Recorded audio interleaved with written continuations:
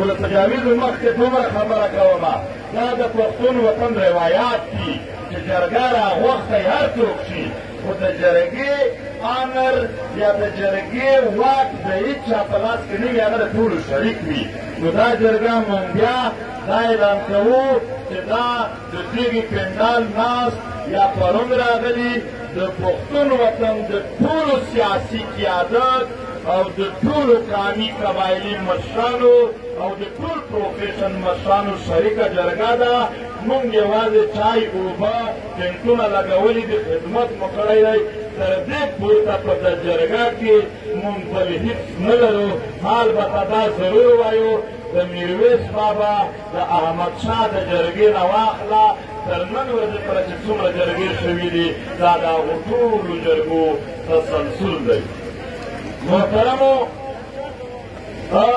دلته خبره په دې کېږي چې زموږ دومره زره انسانان دا وژلي شوي دي شهیدان شوي دي دومره مو ورک دي دومره مو وسایل لوټل شوي دي دومره زموږ کورونه ړنګ دي او نن هم د دې خطر سره مخ یو ژبه مو خپله نشته دی په دې خاوره تحفظ نه لرو نو دا خبره جرمنیان ولې نه کوي خبره ده ولې یو جرمنی څوک نشي وژلی ولې یو امریکنی څوک نشي وژلی ولې یو فرانسوی څوک نشي وژلی ولې یو چینایي څوک نشي وژلی په دې به لږ خبره وکړو محترمو د دنیا هر قام ځان ته سټیټ لري او هغه سټیټ د هغې قام د ژبې تحفظ کوي د جرمن ژبه به په 1000 کاله کې هم نشي بدل ځکه چې د خپل قام دپاره یې خپله ټوله میډیا خپل ټول نصاب خپل ټول تعلیمونه او هر څه یې په خپله ژبه کې دي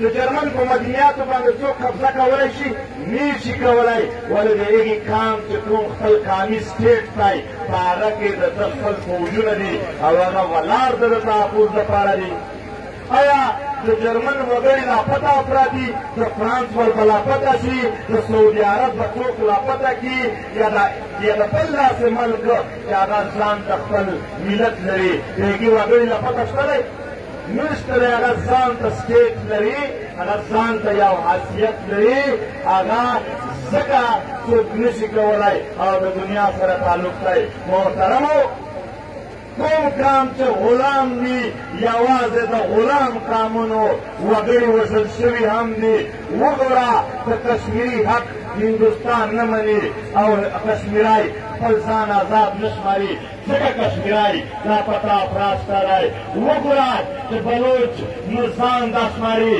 او نه یې هغه د دغې ملک څه شماري ځکه هغه لاپته دي فلسطین خاوره باندې د اسرائیل دعوه ده چې دا زما ده دا به زما په ولکه کې وي ځکه د اسرائیل وګړي وژل کېږي کوم قام چې ځان ته خپل حیثیت نه لري په تاریخ کې دا تحفظ که شوی وي دلته پوهان ناست یئ په سیاست به پوهېږئ په هر چې پوهېږئ ما ته وښایئ چې دا قام په غلام حیثیت خو او دغې د ځان تحفظ کړی دی پښتونه زموږ اول تجویز دا دی چې ته په خپل حیثیت باندې دغه جرګه یعنې یو ناسته وکړي چې زموږ به په دې خطا کې حیثیت څه وي آیا غلامي برداشت کوو که نه زما هر څه تحفظ او هر حیثیت لپاره کوم اقدامات کوو چې هغه تحفظ ورکړل شي البته زموږ خبره دا راځي چې په نظام کې اصلاح کول دلته پوهان ناست دي لږ قایم به راکوئ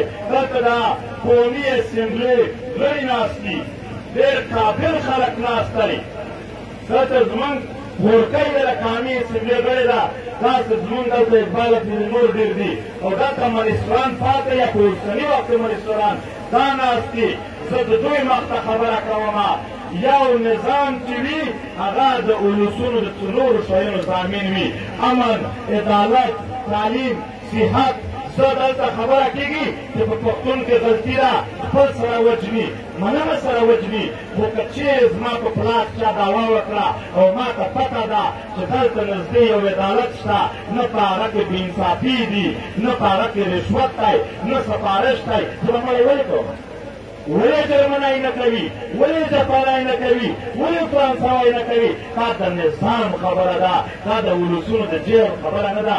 یو قام چې هغه هېڅ عدالت نه لري. آیا زه د ناستې جرګې نه د دغې جرګې فیصلې او پرېکړې دا به د تاریخ حوالې جوړېږي؟ آیا د پاکستان یو عدالت داسې شته چې هلته انصاف نه لویږي؟ نه. چې څوک وایي چې شته دی هغه لاس پورته کړي، زه یې شمنم. چې څوک وایي چې شته، چې څوک وایي چې نشته هغه لاس پورته کړي. ای دنیا دیوار وي. یو قام په 21مه صدۍ کې بغیر عدالت ژوند کوي، یو قام په 21مه صدۍ کې بغیر امن ژوند کوي، یو قام په 21مه صدۍ کې بغیر تعلیم ژوند کوي، بغیر صحت ژوند کوي. چې د یو بل سره لانجې نه وکړي، چې د یو بل سره مړي نه وکړي، هغه به بل څه کار کوي. زما هر مړی په سلو جرګې په سلو فصلونو نفس شوی دی. زه دلته لاره نه موندوم. د دنیا آبادي زیاته ده، نو اوس په دې نظام کې د اصلاح ګنجایش شته. هغه باندې خبره کومه. دا نظام ټیک ته دلته MLA صاحبان ناست دي، د دې به باندې څه اصول به یقینا جوړ شوي وي، او چا به جوړ کړي؟ پارلمنټ به جوړ وي. خو وړاندې چې د کوم آئین اطلاق کېږي، چې په ولسونو د کوم آئین اطلاق کېږي، ټول د پیرنګي قانون دی. که دفعه 144 ده، که 3 MPO ده، که 302 109 چې څومره شکونه دي، یو راته وښیه چې دلته د ولسونو نماینده خلکو جوړ کړی وي. دا ټول پیرنګي جوړ وو. نو پیرنګی دلته څه شی وو؟ حاکم و جابر و خلکو غلام ساتلو دپاره قوانین جوړ کړي وي. زه نن هم د هغې لاندې ژوند تېروم. ماته خلک وایي چې تاسو پارلماني سیاست وکړئ، زه مسله نه ورسره لرم. خو زه دومره وایم چې موجوده پارلمنټ د جمهوري پارلمنټ تعارف دا دی چې by the people، د ولسونو په رایې جوړ، from the people، د هغو په رایې جوړ خلک حکومتونه جوړوي. بیا تدرابادي to the people، چې هغه ولسونو د ژوند ښه کولو دپاره هغه قوانین جوړوي. د GHQ په خوښه جوړ حکومت بیا د هغې GHQ د نور قوي کولو لپاره قوانین جوړوي. دې ته زه څنګه جمهوریت ووایم؟ زه دې ته څنګه جمهوري نظام ووایم؟ په دې کې یو کالونیل سیټاپ دی. په دې کې ملک بادشاه یو ژوند خفه کېږي نه. دا هر ژوند مشر چې کوم دی هغه د ملک بادشاه جوړ کړه، ما یې جوړ کړه. دا بیا هم د ولسونو ته ژوند نه شي ښه کولی. کالونیل نظام، استعماري نظام د ولسونو لپاره نه وي، دا د اشخاصو لپاره وي. یعنې که زه MLA جوړ شم، زما امنیت به لږ څک شي، په عدالت کې به لږ ریلیف وي، د بچو تعلیم به مې د لاندې سکول نه باندې سکول ته لاړ شي، او صحت مراکز به هم ماته لږ کوي. خو دا خرڅوي پښتانه، دا دکانداران، دا د ریلوې والا، دا درزیان، دا بېروزګاره، دا کلندر ډریور، او دا په نړۍ کې هر کام ته څه ملاو شول؟ هېڅ نه. هغه د نظام جوړ نه دی د ولسونو لپاره، هغه د اشخاصو لپاره دی. په دې نظام کې فرق دی، په دې نظام کې انصاف هېڅ چا نه دی موندلی. په دې نظام کې دوی د زړه نه خفه کوي، خپل فاتح وفد ناست دی.